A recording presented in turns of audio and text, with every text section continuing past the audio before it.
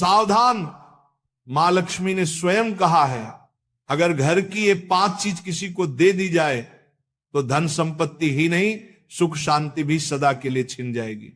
क्या आप जानते हैं, आपके घर की 5 साधारण चीजें ही आपकी किस्मत तय करती हैं।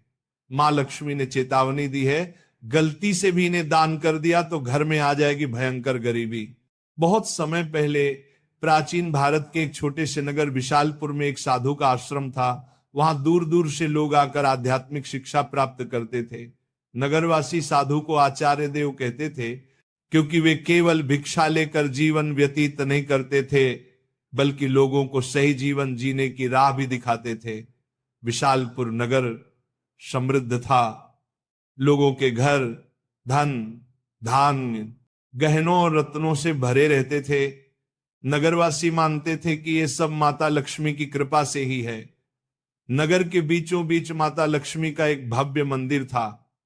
रोज शाम को वहां दीपक जलाए जाते, घंटियों की ध्वनि गूंजती और पूरा वातावरण श्री ह्रीं श्री महालक्ष्मी नमः के मंत्रों से पवित्र हो जाता। लेकिन एक परिवार ऐसा भी था जो नगर में सबसे समृद्ध होने के बावजूद धीरे धीरे कंगाल होने की ओर बढ़ रहा था। यह परिवार था वसुदेव जी का। वसुदेव जी नगर के सबसे बड़े व्यापारी थे। उनके पास सोने चांदी के ढेर थे, नौकर चाकर थे और अनाज के कोठार भरे रहते थे। फिर भी कुछ वर्षों के भीतर उनका घर वीरान होने लगा। धन की जगह कर्ज बढ़ने लगा, नौकर छोड़कर जाने लगे और घर में अशांति फैल गई। लोग हैरान थे कि ऐसा क्यों हो रहा है, आखिर माता लक्ष्मी की कृपा एक समृद्ध घर से क्यों उठ गई। वसुदेव जी भी परेशान थे। एक रात वे चिंतित होकर सो रहे थे, तभी उन्हें एक स्वप्न आया। स्वप्न में माता लक्ष्मी प्रकट हुई। उनके मुखमंडल से दिव्य आभा निकल रही थी। 4 हाथों में कमल, शंख, गदा और सोने के सिक्कों की वर्षा करने वाला पात्र था। उनकी मुस्कान शांति और कृपा से भरी थी, लेकिन आंखों में एक कठोर सत्य छिपा था। माता बोली, वसुदेव तुम दुखी क्यों हो? क्या तुम्हें याद नहीं कि धन की रक्षा करना भी एक तपस्या है? तुमने अपने घर की 5 पवित्र वस्तुएं बार बार दूसरों को देकर मेरे निवास को अशुद्ध कर दिया, इसलिए मैं तुम्हारे घर से विदा हो गई। वसुदेव ने हाथ जोड़कर कहा, मां मुझे क्षमा करें, कृपया मुझे बताइए कि वे 5 वस्तुएं कौन सी हैं जिन्हें देने से घर में गरीबी आती है। माता ने कहा, यह रहस्य मैं बताऊंगी, परंतु ध्यान रहे ये केवल तुम्हारे लिए नहीं बल्कि पूरे नगर और संसार के लिए शिक्षा है। 5 वस्तुएं कभी भूलकर भी घर से बाहर नहीं देनी चाहिए, क्योंकि ये वस्तुएं मेरे निवास की जड़ें हैं। इन्हें खोने से घर निर्धन और अपवित्र हो जाता है। इतना कहकर माता अदृश्य हो गईं। वसुदेव घबरा कर उठ गए। उनका शरीर पसीने से तरबतर था। अगले दिन वे भागते हुए आचार्य देव के आश्रम पहुंचे और सारी घटना सुनाई। आचार्य देव ने शांत होकर कहा, वसुदेव ये कोई साधारण सपना नहीं है, ये स्वयं लक्ष्मी का आदेश है। अब तुम्हें धैर्य रखना होगा। माता लक्ष्मी ने जो 5 रहस्य बताए हैं उन्हें समझने के लिए तुम्हें एक आध्यात्मिक यात्रा करनी होगी, तभी तुम्हें सच्चा उत्तर मिलेगा। और इस प्रकार यात्रा शुरू हुई।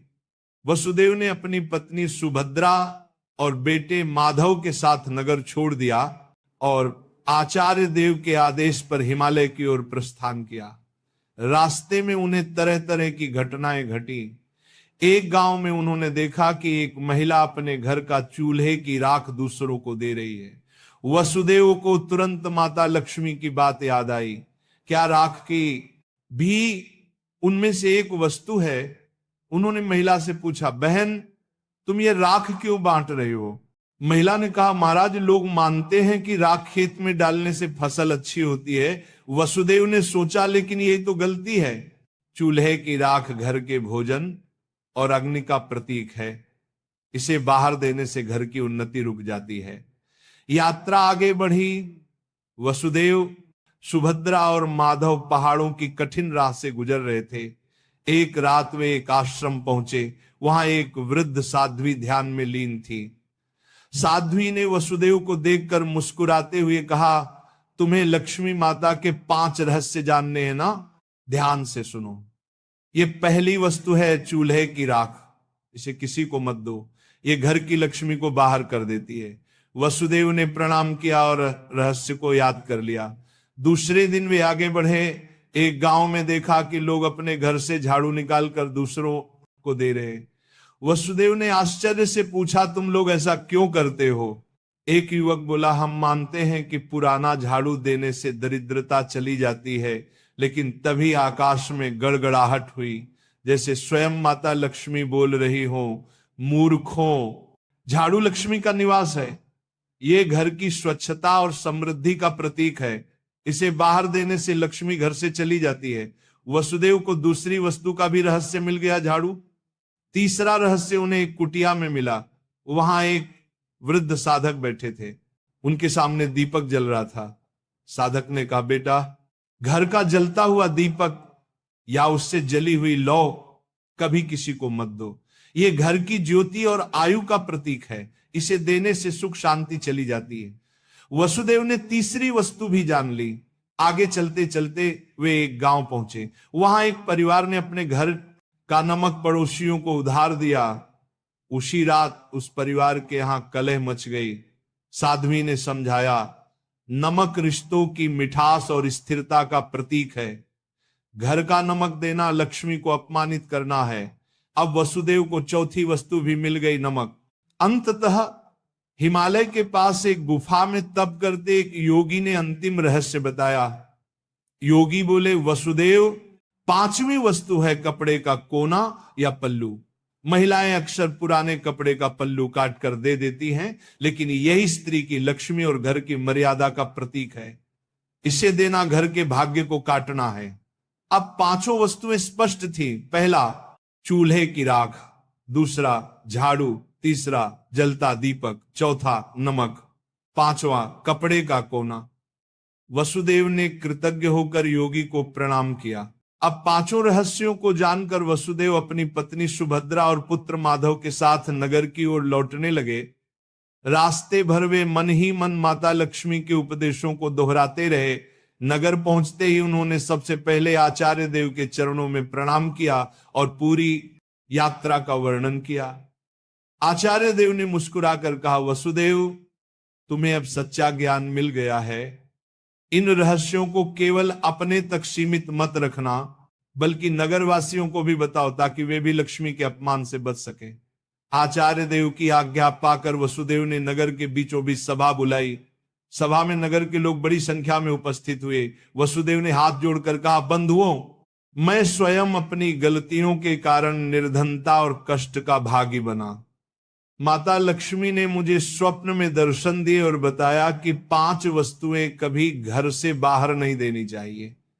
इतना कहकर उन्होंने क्रम से सब समझाया। पहली वस्तु है चूल्हे की राख, दूसरी झाड़ू, तीसरी जलता दीपक, चौथी नमक और 5वीं कपड़े का कोना। लोगों ने आश्चर्य और श्रद्धा से यह बातें सुनी। तभी आकाश में एक दिव्य प्रकाश फैला और माता लक्ष्मी स्वयं प्रकट हुई। उनके प्रकट होते ही वातावरण में सुगंध फैल गई। मंदिरों की घंटियां अपने आप बज उठी और लोग भाव विभोर होकर उनके चरणों में झुक गए। माता बोली, वसुदेव ने जो कहा वह सत्य है। तुम सब जान लो कि ये 5 वस्तुएं मेरे निवास की जड़ हैं। जो इन्हें बाहर देता है वह अपने ही घर से मुझे विदा करता है। ये कहते ही माता ने वसुदेव के घर की ओर हाथ उठाया और देखते ही देखते उनके घर में फिर से समृद्धि लौट आई। कोठार भर गए, नौकर लौट आए और पूरे घर में शांति का वास हो गया। नगर के लोग ये चमत्कार देखकर स्तब्ध रह गए और माता लक्ष्मी के जयकारे करने लगे। नगर में अब यह शिक्षा फैल गई कि कोई भी व्यक्ति घर की 5 वस्तुएं बाहर न दे। लोग अपने घरों में सावधानी रखने लगे। पहले जो लोग अंधविश्वास में पड़कर झाड़ू, राख, नमक या दीपक दूसरों को दे देते थे, उन्होंने ये सब बंद कर दिया। नगर में धीरे धीरे हर घर में समृद्धि लौटने लगी।